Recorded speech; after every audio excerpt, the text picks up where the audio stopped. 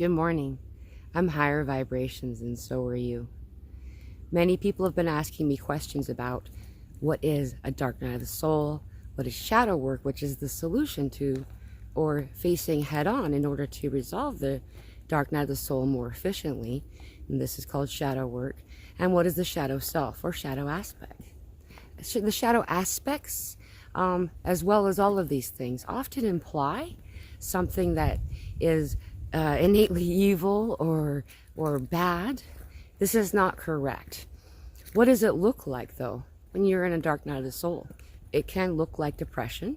All of a sudden you can find yourself in the throes of no longer resonating with all of the aspects of things around you. It can be very overwhelming, and often it's one thing at a time. However, they pile up very quickly. Perhaps for a time you've been realizing you didn't resonate with your job for quite some time, but continue to do it, as well as having relationships, certain family, friends, co-workers, whoever it might be. They may not resonate with you, though for whatever reason we continue to do those things until finally we get to a point where we realize that truly nothing seems to bring us joy. The things that we used to really invest in before no longer interest us. We wonder also too why we were interested in them in the beginning. Why did we participate so dedicated, in such a dedicated way, to prioritize our whole life around this thing, when now we can't remember why it was even important to begin with. Those people in our lives that we had for so many years looked forward to spending time with and had been our circle, had been a family for us, no longer resonate, and part of us really looks forward to canceled plans. More and more we pull into self. We become less social. And at first it can be very concerning for self, being that originally, often, when we first go into this place, we haven't been spending any time in self for some time. And so we rarely know who that is. And not knowing who you're spending all of your time with, no wonder why so many in the beginning of their lives found that they were very social individuals, not wanting to be alone, and they didn't truly know who they were being alone with. And so we start to retract and pull in, being more tired than usual, noticing that the things around us that we used to believe in, one at a time or maybe several at a time, all of a sudden don't make sense. And in fact, perhaps they weren't even true. That's a hard reality to swallow at first. And along with this, we are suddenly finding that there are these things that we've been told were crazy. We were told were conspiracy theory stuff, start to actually make sense. Start to make sense and feel provable in ourselves, in our environment. More and more, we start to shift our focus. We watch less and less news, engage less and less in social media, starting to notice the things that we're putting in our bodies, what we're consuming with our body and our mind. So the media that we're choosing to participate with shifts and changes. After some time being in this place with yourself, you begin to start to discover elements about who you may be that perhaps you didn't have any idea before or didn't want to look at before, because perhaps it implied that there was something exceptional about you. Most of us tend to be people who have a diminished self-worth. And so there's a lot of trauma and a lot of this type of thing that needs to be healed out. As a result, we are very keen to ensure that our grandiose thinking isn't believed by ourselves. And so all of a sudden we are put in a position to decide, is it true? Are these things possible? And so we go through a period here where we, being all by ourselves, also often beginning to go into a meditative place, perhaps having never meditated before. And we begin to discover, find answers, recall elements of pieces of knowledge, of information that we're not even sure where it came from, though it's validatable. It's citable, rather. And so, as we go through this period, this space, this darkness, because it does feel very bad if we stay in it, how is it that we can accelerate through this? You know, I mean, spend your time in this place as long as you feel that you should be inclined to do so. However, the shadow work, doing the healing in self, is how to improve and move through this element that may not be the most comfortable experience. So, what is shadow work? First of all, how is the shadow even there? Why are these parts of us not connected to us, you know? Well, there's this long time ago, psychologist, psychiatrist, I can't recall which name, Carl Jung. Carl Jung was a very useful scientist at his time, though the language that he used is dated. Talking about shadow often implies something undesirable. The reason he coined this phrase is because it's the part that's pushed away, down into the depths, down into the darkness, into the shadows, into the place that we're not going to look at. Why did we do that? Often it has to do with a very early part of your life, childhood, where parents, peers, loved ones, teachers had brought up, critiqued, corrected our behavior, our personality, parts of who we are, brought shame, guilt, remorse for being you.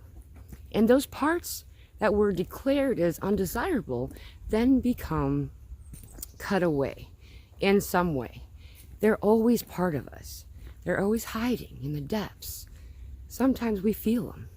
Often we'll call this the inner child, though there are many aspects there. The way that many of us have been doing it thus far is that we would go the length of our life without ever having reconnected to these aspects. And so we would start again in the next life cycle. What we're doing now, instead, is facing it head on, bringing it in, and being the healer of ourself. For all healers are truly here to heal self. As you heal yourself, you heal all things, all who are able to connect to that frequency that you're sending out. How do we heal this shadow aspect? How do we invite this inner child in? How do we allow for ourselves to integrate these elements of us? Where do you even find them? It's in meditation that I found these places. Often, it'll be in a foresty place that we begin. Allowing yourself to go into meditation, into this place of safety and protection, filling yourself up with the love of God, light, as well as from Gaia, and filling yourself up with this loving, radiant glow, knowing that you're protected, and watching your energy inside your body move in a cycle. The cyclical motion will allow for all things that are creating barriers from you to be resolved enough to then move through and to find that center again. In this place, in this center, you will find yourself in your mind's eye, noticing the forest that you're in. It's a beautiful forest. There are many trees. It is green. It is beautiful. There are animals. You can hear a stream in the distance. It's so beautiful. Hi, Butters. Hey, Butters. Butters, where are you? Butters. Butters. Hi, Butters. All right. In this beautiful place, in this foresty space, You'll then get up and move about and explore. And then you'll find a large tree. Everyone's tree is different, though the trunk of the tree is quite large enough to be an entire room, where you'll see that there's a space, a place that's open, a door, an archway. And we can go inside, going inside your tree like a womb. And in this place, you'll notice that there are other beings there. There are guides, there are guardians and protectors. They are elements of you.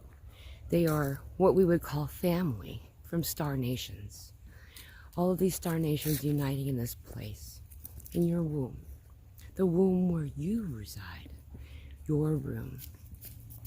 On the other side of this beautiful place, you'll find that there's a door. The light coming from this door is very faint, but it is there. Allow yourself to go in through this door, and you'll find a series of stairs. This spiral staircase will spiral around this tree. Deeper and deeper you go.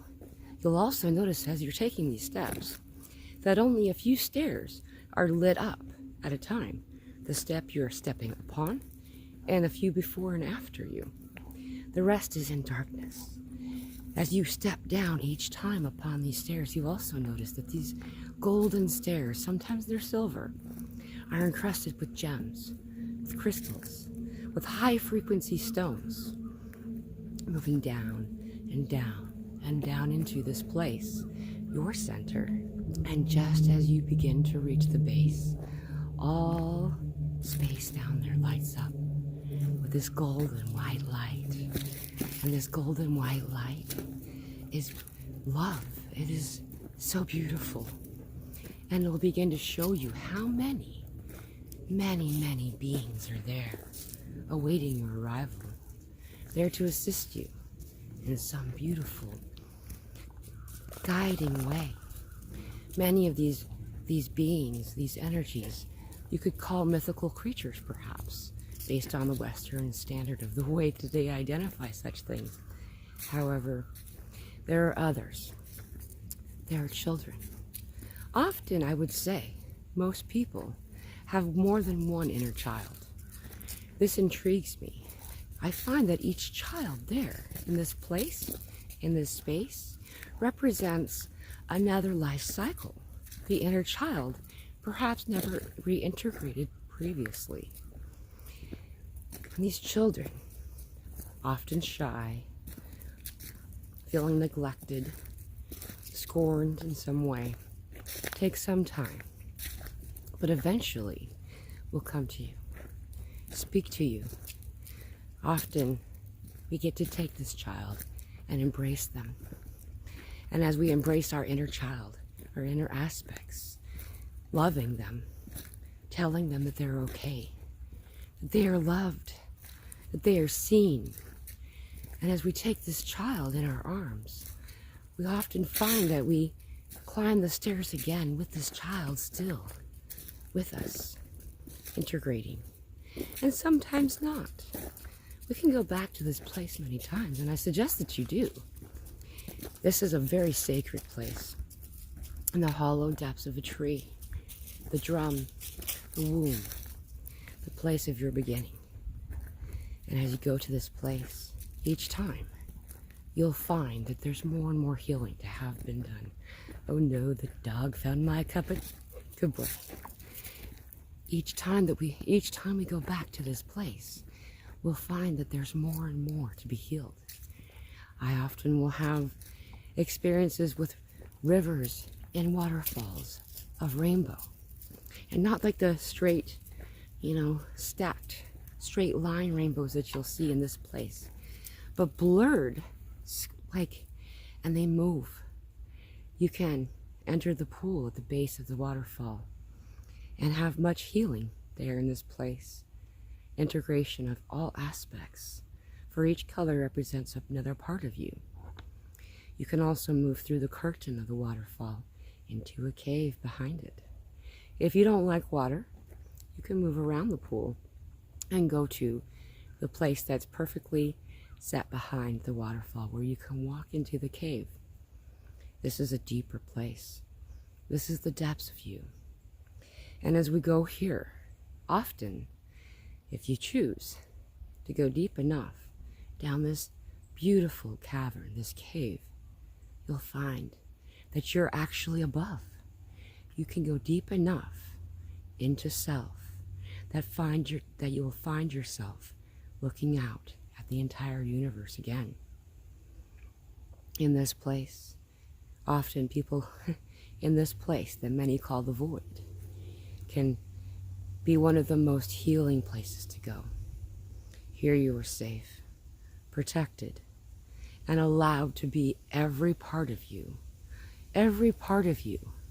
The things that were shamed away, guilted away, embarrassed away, can come forward and be seen, loved, and utilized for the assets that they are.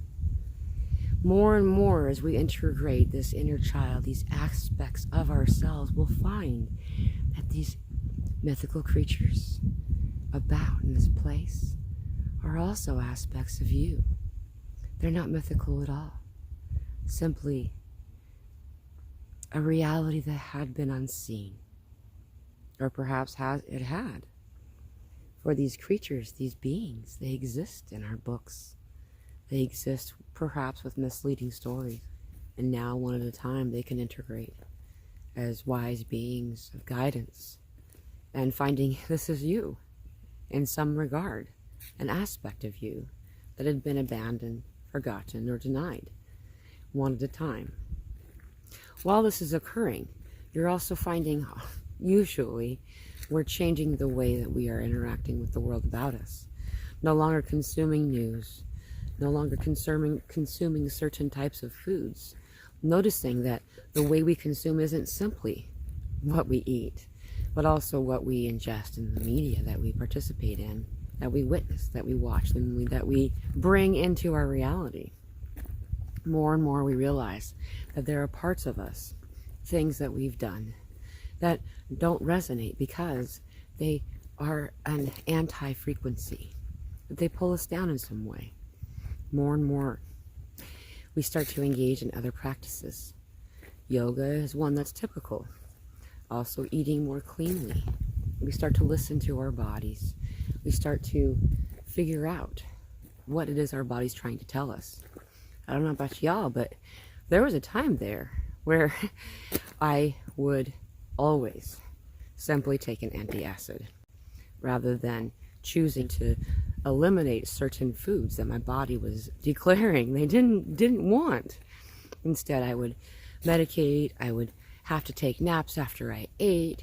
I would feel ill when I ate breakfast, but I would do it anyway because I believed it was the healthiest meal of the day. Listening to your own body and its needs. More and more, we find that we find ourselves. And in so doing, we find others that are like us. Once we have found enough alignment and have begun this shadow work in some way, reintegrating this inner child within us, we find others like us. Family, soul family, out here making videos, participating in other ways, and finding each other. Finding out that we're not as alone as we thought. There are many out here, just like you. Realizing that the world around them doesn't make any sense because that's not really the world you're in. We are in a higher frequency place. This place is nothing like we're being told to agree on. As we watch these things on television, as we watch the news, it is a propagandized way for everyone to agree to manifest the same reality that is being asked for us to create. I remove my participation, my consent, and my reality began to change more and more. We start to notice these physical symptoms and understand, in most cases, that they are called Ascension symptoms, that they're not your body failing you. There are simply emotional bodies that are underneath, hidden within the very tissue of you, asking to be seen, to be healed, to be transmuted, reintegrated, and accepted. Like a small child being asked, can I play too? It's the most amazing experience. We find our family, we find our community, and we find our own balance. Welcome to this awakening journey. It can seem scary at first, but please know that you are not alone. There are many, many of us out here, cheering, glowing out, letting our shine glow brightly for all to see us, to know that our beams of light connect. They are bonded. We are one. All of this work, this healing through this trauma, assists all. Each time we heal self a little bit more, the reality beyond us is then also healed. The more balance that we are able to bring ourselves to, then the more balanced the universe about us becomes. And we can see that our reality truly is shifted from within first, before without. You manifest your reality. What are you choosing to manifest today? The life we live is an abundant one. It's a safe one. It's a beautiful one. It's one full of joy, of play, and of understanding, of community and communion. Being in these places, these nature areas often assist us in this way. If it's possible to go barefoot in the place that you live, or if it's too cold, perhaps bringing soil into the house to set your feet in, or to stand barefoot upon for a few minutes a day. This will really help. This is a process that many people call grounding or earthing, though there is science behind it that truly proves that it improves your health, your mental health, your physical health, and your energetic being. The ionization that needs to occur in this way is often difficult to reproduce in any other format. Allowing yourself to connect in this way will assist just enough to bring balance and ability to be more empowered in this process that you are going through at this time.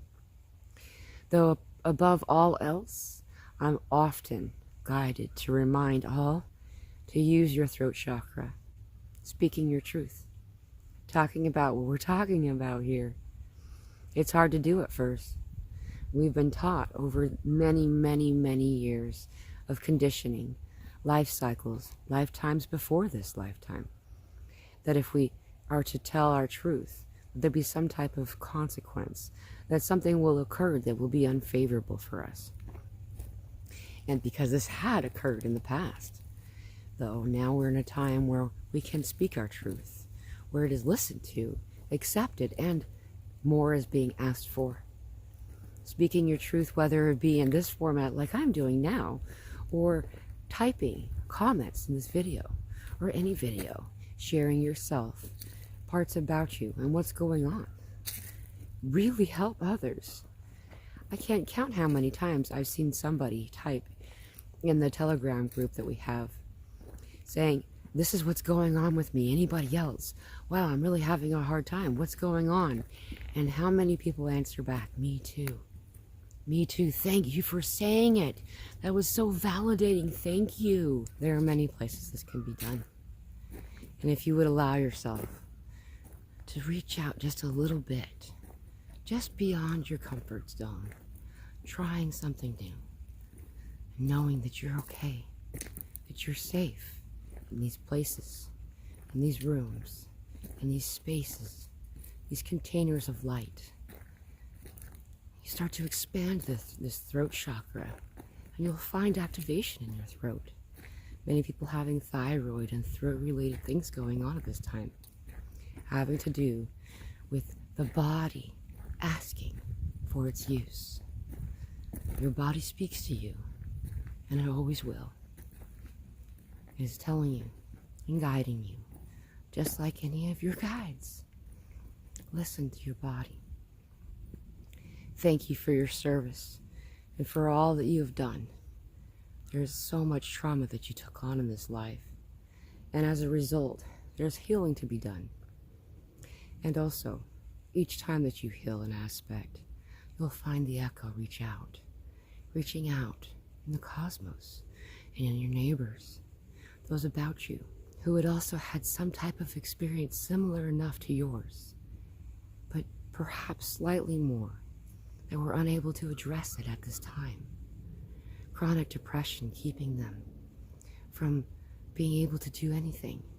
One person at a time begin to be able to get up and to then look at their own healing and to begin their own liberation due to your healing. It does. It affects all things. Thank you for your service. Thank you for listening to this video and for being on this journey with us at this time. You're here because you can do it. You're here because you are capable.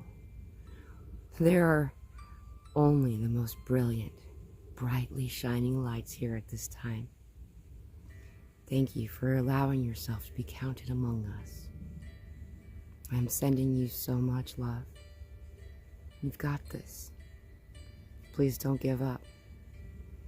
The next couple of weeks and months, there's going to be a lot of activations. Each day, more and more, you'll find out who that is, that person inside you that you call yourself. And more you'll see that you are all of us, and we all are you, or we are one light, breathing, thriving in union. I'm sending you so much love. Thank you for your service. Aho blessings.